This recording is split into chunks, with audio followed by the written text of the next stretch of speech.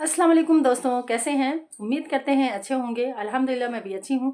आज फिर मैं आई हूँ एक नए वीडियो के साथ, तो प्लीज़ वीडियो को स्किप बिल्कुल ना कीजिएगा, वीडियो को पूरा देखिएगा। तो चलिए सुनते हैं मुफ्ती साहब की ज़बानी।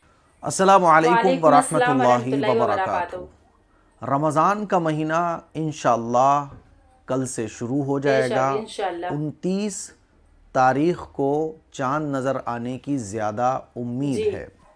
रमज़ान का चाँद हो जाने के बाद हमें कौन कौन से काम करना चाहिए, आज 4 ऐसे अहम और ज़रूरी काम हैं जिनकी तरफ मैं आप लोगों की तवज्जो दिलाना शुक्रिया चाहता हूँ। आपका। पहली बात तो ये समझ लीजिए कि सोशल मीडिया पर जो इस तरह की चीज़ें चलती हैं कि रमज़ान के महीने का चाँद देख के ये अमल कर लो, वो अमल कर लो, दुनिया भर के वजीफ़े बताए जाते हैं। बेशक वो जितनी भी चीज़ें बताई जाती हैं वो सुन्नत से साबित नहीं जी है। रमज़ान के महीने का चाँद देखने के बाद जो अमल हमें करना चाहिए वो मैं आज आपको बताने जा रहा हूँ, जो हुज़ूर अलैहिस्सलातु वस्सलाम किया करते थे। शुक्रिया। पहली बात तो ये समझ लीजिए कि रमज़ान के महीने का चाँद देखने का एहतमाम करना ये सुन्नत रसूलुल्लाह सल्लल्लाहु अलैहि वसल्लम है। जी यानी कल 29 शाबान जी को आप अपने घरों की छतों पर जाएं और चाँद देखने का एहतमाम करें। इंशाअल्लाह। आप बोलोगे अरे मुफ्ती साहब अब तो ख़बरों से पता चल जाता है। पता चल जाना अलग बात जी है, देखना। लेकिन चाँद देखने का एहतमाम करना ये रसूलुल्लाह सल्लल्लाहु अलैहि वसल्लम की सुन्नत है। बेशक वैसे तो हुज़ूर अलैहिस्सलातु वस्सलाम हर महीने के चाँद को देखने का एहतमाम फरमाते जी थे, लेकिन रमज़ान के महीने का चाँद देखने का एहतमाम ख़ास तौर पर फरमाया करते थे, क्योंकि रमज़ान का हुज़ूर को बेसब्री से इंतज़ार हुआ बेशक करता था। 2 महीने पहले से ही हुज़ूर रमज़ान को पाने की दुआएं मांगा करते जी थे। तो आप अंदाज़ा कीजिए कि रमज़ान का चाँद देखने का, ज़ाहिर सी बात है जिसके दिल में शौक़ होता है, जिसको जिससे मोहब्बत होती है। हमारे यहाँ कोई मेहमान आता है तो हम उसके इस्तकबाल के लिए दरवाजे जी पे खड़े हो जी जाते हैं। बेशक बाज़ लोग स्टेशन रिसीव करने जी जाते हैं। क्यों? क्योंकि उसकी कदर और उसकी अहमियत जी है। हमें और आपको चाहिए कि इस सुन्नत पर अमल करते हुए हम अपने घरों की छतों पर चाँद देखने का एहतमाम करें। इंशाअल्लाह। ठीक है, तो पहली सुन्नत तो ये जी है।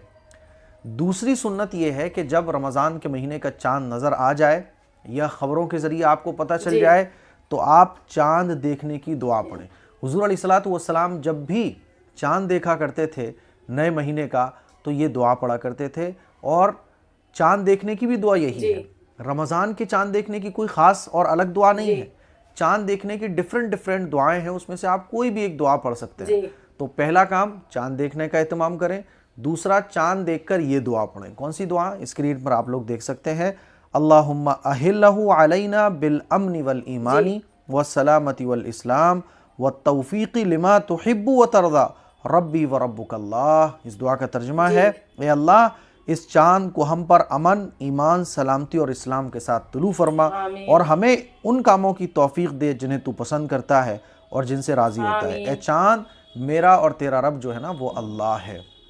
तो ये दूसरी सुन्नत जी है। पहली सुन्नत चाँद देखना का एहतमाम जी करना, दूसरी सुन्नत चाँद देखकर ये दुआ पढ़ना। बेशक ठीक है, उसके बाद आप चाहें तो दुआ भी पढ़ सकते हैं कि अल्लाह मुझे रमज़ान में रोज़े रखने की तौफीक दे, इबादत की तौफीक जी दे। जो चाहें वो दुआ पढ़ सकते हैं। और चाँद देखने की ये दुआ हाथ उठाकर भी पढ़ी जा सकती है, बग़ैर हाथ उठाए भी पढ़ी जा सकती जी है। जब आप छत पर खड़े हो चाँद देख रहे हो तब भी ये दुआ पढ़ लें, घर में है तब भी दुआ जी पढ़ लें।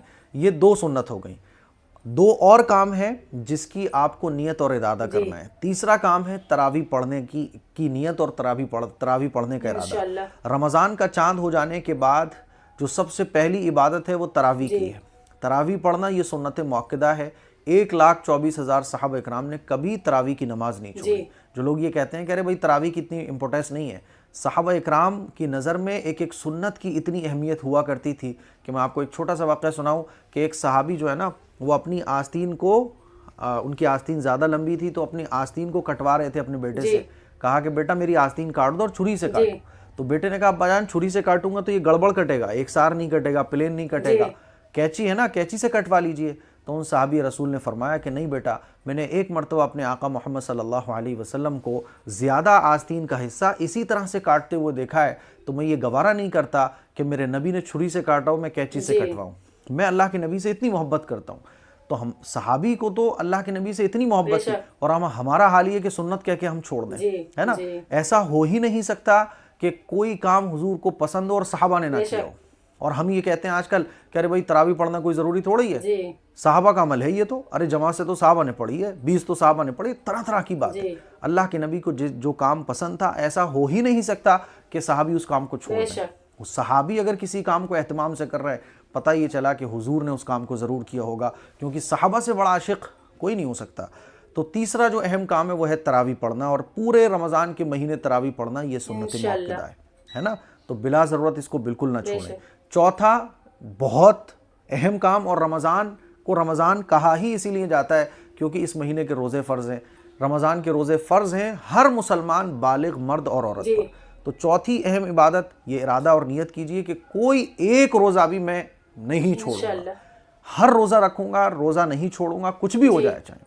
ہاں کوئی مجبوری شرعی عذر آ جائے وہ الگ بات ہے، خواہ میں روزہ نہیں چھوڑوں گا، کیونکہ ایک روزے کا ثواب اتنا زیادہ ہے کہ اگر اس کی قضا میں آدمی ساری زندگی روزے رکھے تب بھی رمضان کے ایک روزے کو ثواب کو نہیں پا سکتا۔ تو چوتھی عبادت ہو گئی روزے رکھنے کی نیت کرنا۔ پانچواں ارادہ، پانچواں نیک کام یہ ارادہ کرنا کہ میں رمضان کے مہینے میں کوئی گناہ کا کام نہیں کروں گا، سنت کے خلاف بھی کوئی کام نہیں کروں گا۔ حرام اور گناہ کبیرہ تو بہت دور کی بات ہے، سنت اور مستحب کے خلاف بھی میں کوئی کام نہیں کروں گا۔ تو رمضان کا چاند دیکھ کر آپ یہ 5 کاموں کا ارادہ کریں اور یہ 5 کام کی نیت کریں، تو انشاءاللہ